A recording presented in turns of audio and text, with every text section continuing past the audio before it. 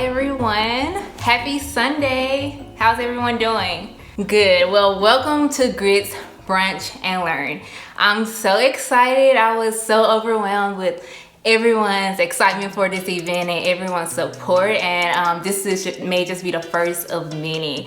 But my name is Sade Meeks. I'm a registered dietitian and I am the founder of Grits. Our mission is to improve the health and well-being of our communities through an improved and increased awareness of nutrition, food history, and culture.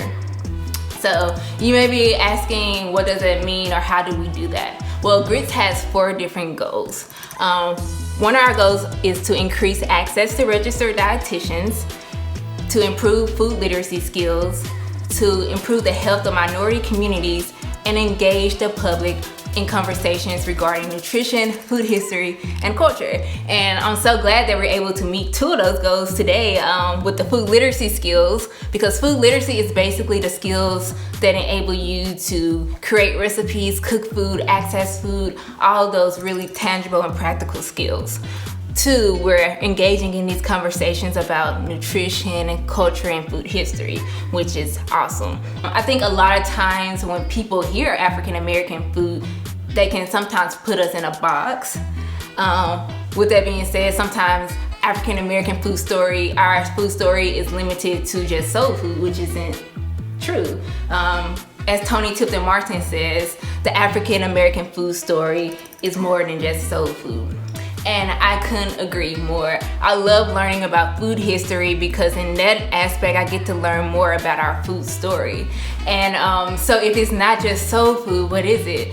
It's all of those things. And one way that I sum it up is saying it's fusion food.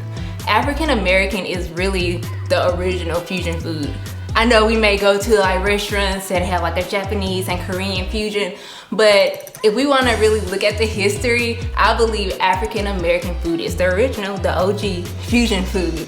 If we just go back to the Middle Passage, if we want to go back that far, like during the Middle Passage, our enslaved ancestors, they came over to the Americas and they were able to bring some of their native ingredients, but then they were able to combine those ingredients with new European ingredients. So combining native ingredients with European and Asian ingredients was fusing different cultures together. Then they were able to use their traditional preparation methods and some of their familiar recipes to create new dishes. So in that aspect, they were fusing different things, different skills, different preparation methods, different flavors together to create our own food story. And today we see that continues to evolve. African American food involves a fusion of African, Caribbean, South American, and other influences. So that's how I like to think of African American food. It's so great, it's so grand, it's ever evolving, and it's inspiring. And it actually inspired my dish today, which we will be cooking. It's the black bean breakfast burger. So this isn't a soul food dish, and this may not be an African American dish either, but it was definitely inspired by African American food and our food story. One reason I was inspired with this dish is because it fuses a lot of different ingredients and flavor, and it's reflective of what African American food stands for. And I'm also happy to feature the Dozen Cousins black beans, because this is another example of fusion food. This is actually a black owned company, A Dozen Cousins. You may can find them in some Targets and some Walmarts, but their story is about being inspired by traditional black and Latino recipes from throughout the Americas. For hundreds of years, African, Spanish, and indigenous peoples mixed and interacted, creating dozens of subcultures and leaving behind a thread that connects food, art, and music of the region. So I'm so happy that I was able to partner with this organization and include their beans in the recipe. And speaking of ingredients, let's get into it. So hopefully you have your boxes. You should have your Dozen Cousin beans, and mind you, if you don't have a box, that's totally fine. We're still gonna have fun. But in the box, you should have a dozen cousins beans. In your foil packet, you should have your breadcrumbs. You can keep the rest of the breadcrumbs because you won't use that whole pack. We'll just measure a half a cup out. Also, you should have a chili mix seasoning. Here's mine here, or yours may be in a pack similar to this. You will also have your English muffin. So hopefully you're able to refrigerate that or put it in the freezer so it can remain fresh. And you may have some optional ingredients too, like your avocado, your lime, your tahini seasonings. So we'll get into those later. But before we start cooking, y'all know I'm a dietitian. So I want to quiz y'all really quick. I have these whole grain English muffins for a reason, because they're whole grain, and I always vote whole grains over refined grains. And you probably hear those terms a lot, but you may not know what it means. And because many people don't tell you what it means, they just label a food product and expect you to know. Well, I'll tell you. I'll make it easy. So when you hear whole grains, that's describing the 3 parts of a grain. And a whole grain product is gonna have all 3 of those parts. That's the bran, that's the germ, and the endosperm. So all 3 of those parts combined is enabling you to get all your nutrients, from B vitamins to healthy fats to fiber, all those good things, antioxidants. However, if you're choosing a refined grain, you're not necessarily getting all 3 parts of the whole grain. Alrighty, now I'll stop teasing you and we'll get into this for real. So we're about to get cooking. So hopefully you have all your ingredients prepped. So the first thing you want to do is take your beans. We're gonna use all of these beans. And y'all, I'm excited because I haven't made this dish since I recipe test a month ago. So it's like new to me again. So you want to have a strainer. If you don't have a strainer, you can definitely pick out your food literacy skills and just take a plate and put it on top. And then just kind of drain it in the sink. You can. Those are skills right there. So, but I have a strainer, so I'm not gonna do all of that. I'm just gonna have a bowl in the sink. I'm just gonna drain some of this liquid out.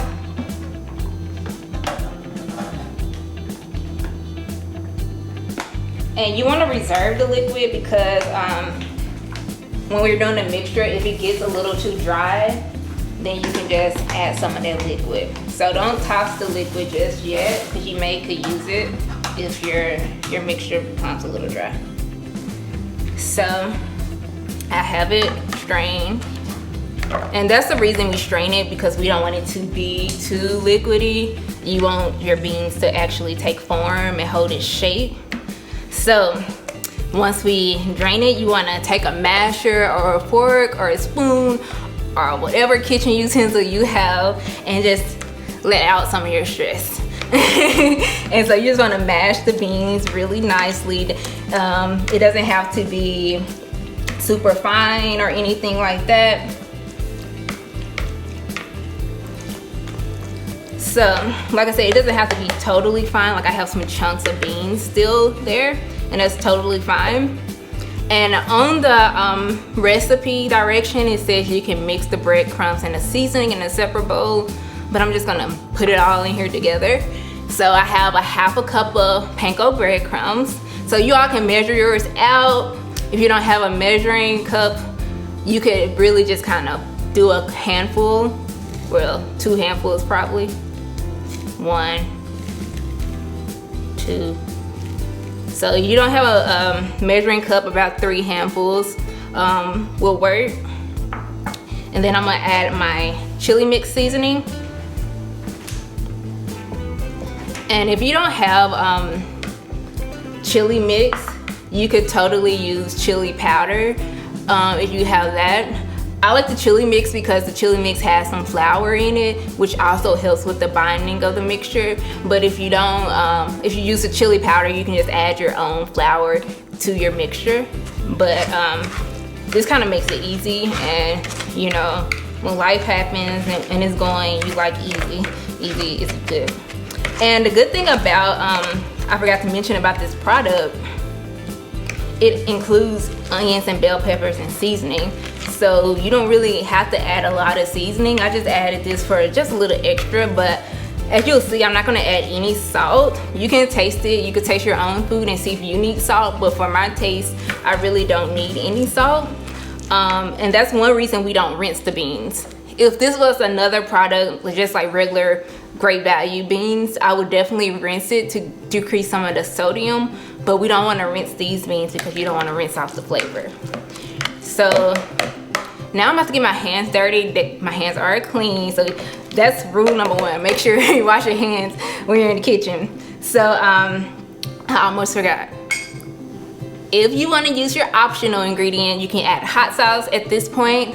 I'm gonna add a little sweet chili sauce. I'm not gonna add all of this because I can't do too much spice, but you want to just add some spice if you want to at this point.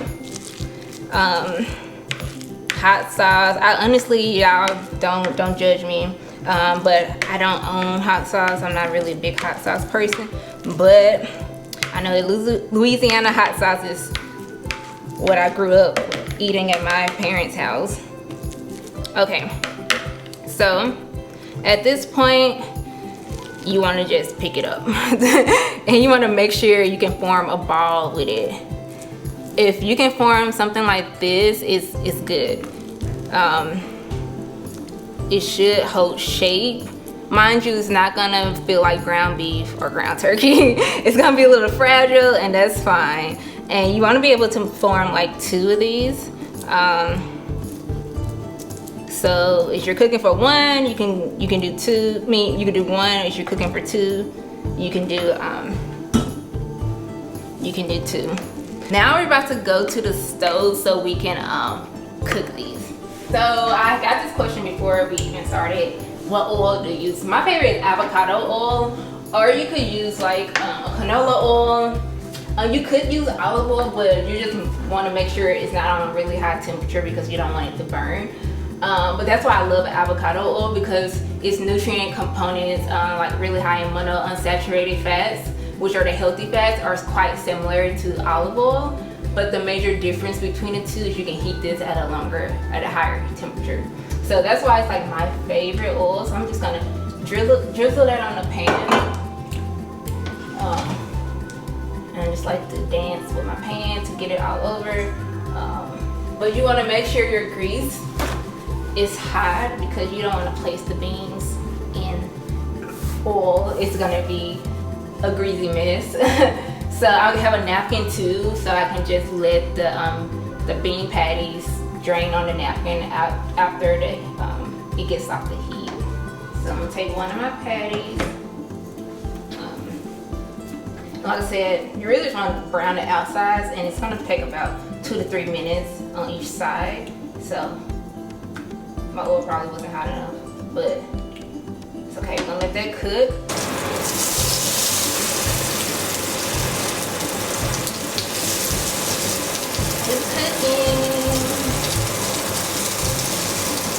I know people like dance when they eat, but I dance when I cook too. Like I'm excited.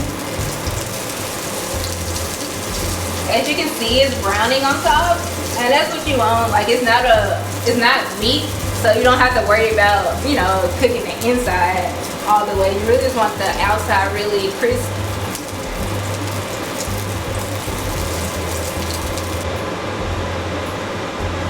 So as that cools, I'm going to work on the avocado mash, which is optional. So you can actually use guacamole. I'm about to make an avocado mash, which is basically guacamole, just with a few less ingredients. Or you can use salsa. You can actually use whatever you have on hand. And honestly, like I just kind of squeeze my avocado like this to get it out.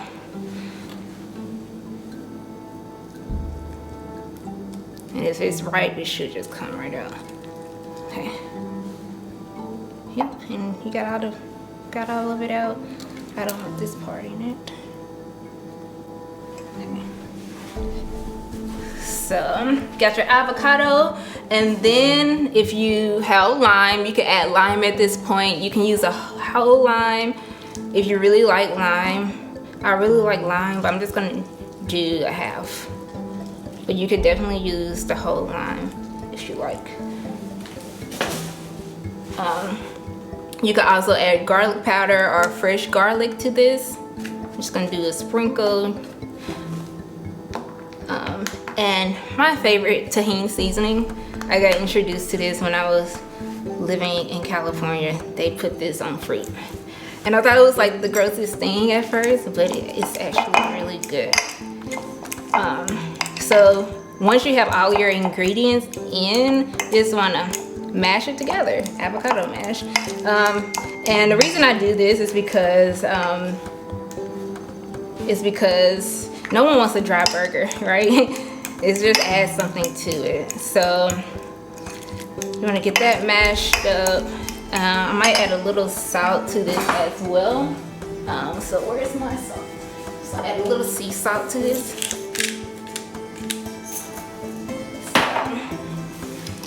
So that's the mash. We're almost done, y'all. We're almost done. I'm excited. Okay. I'm gonna take my English muffin too. You could actually toast your English muffin, but I'm just gonna like dig right in it without toasting it. And you just wanna cut it. Be careful. Use a knife. And then I'm gonna add my avocado mash. It's like the mayo, maybe. It's like the base. Add that to it. And if you're cooking for two, don't use all the avocado mash. Divide it in half, but it can definitely be for two people. But if you love avocado, go for the whole thing. And now I'm just gonna take my burger and place it on top. And we're missing the egg though. That's the final touch. So you don't have to add the egg, but that's definitely optional because this is brunch, I wanted to add an egg. So I'm about to fry me an egg really quickly and show you my technique in doing so. So I'm gonna use the same skillet. Actually, I'm just gonna get some of this oil so it doesn't burn and smoke up the place and wipe it out a little bit.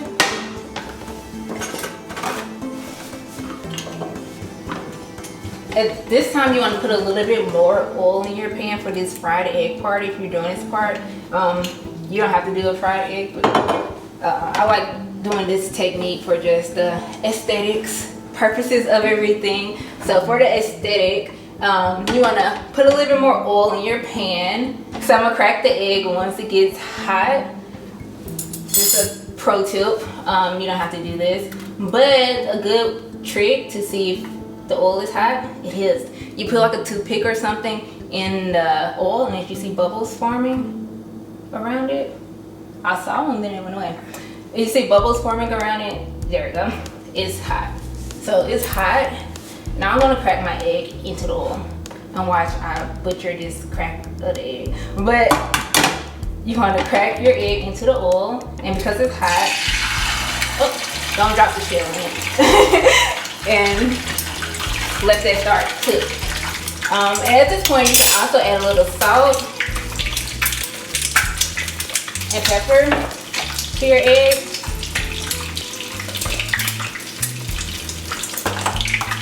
And you want it to brown. Like I said, it's gonna pop a little bit, so don't be too close to the oil. And it's gonna start browning around the edges, and that's what you want. And you also want to just take some of the oil and pour it over the yolk, and that'll cook the yolk. I like a runny yolk, but not too runny. So I'm gonna make sure I cook my yolk. And as you can see, it's starting to turn white above the yolk because I'm cooking it. So I'm gonna take another napkin because I don't want to put a greasy egg on top of my burger. So once again, just take a napkin after it cooks a little longer. This is how I want my egg. Like I said, you can cook it longer if you want, but I'm not gonna cook mine too much longer, and I'll probably cook it longer than I want it to actually. Woo! And I probably cooked it too long. At this point, I will press with the fork so the yolk could drain and I can get a good picture. That's how I got my picture, y'all. Yay! that's what should happen. That's why I wanted runny. Actually, I don't really care for runny eggs. I just like the picture. So yeah, judge me if you want. But and then you could just add top portion. Alrighty, well, I'm like so thrilled that everyone enjoyed it and had a good time. I'm about to like dig into this off camera because, you know, to just keep following Grits, you can go to our Instagram at grits_inc, or you could go to our website at gritsinc.org. It's not on the slide, but it's gritsinc.org, and you can subscribe to our email address that way, and we'll have you up to date with all the events or whatever we have going on. If you have questions, if I wasn't able to get to a certain question during the presentation, or if you think of something afterwards, feel free to email me at werise@gritsinc.org. And I mentioned the goals earlier: to increase access to registered dietitians, to improve the health of minority communities, to engage the public in conversations regarding nutrition and food history, and to improve food literacy skills. Those are our goals, and to make that happen, we are a 501c3 organization, so donations really do help this organization thrive. So if you would like to donate to Grits, you can donate to our PayPal at paypal.me/donategrits, or you can also go to the donate button on our website. And our phone number is 769-218-8423. Well, that's all I have for this Sunday afternoon. I hope you all enjoy the rest of your Sunday, and I will see and hear from you all soon. Bye.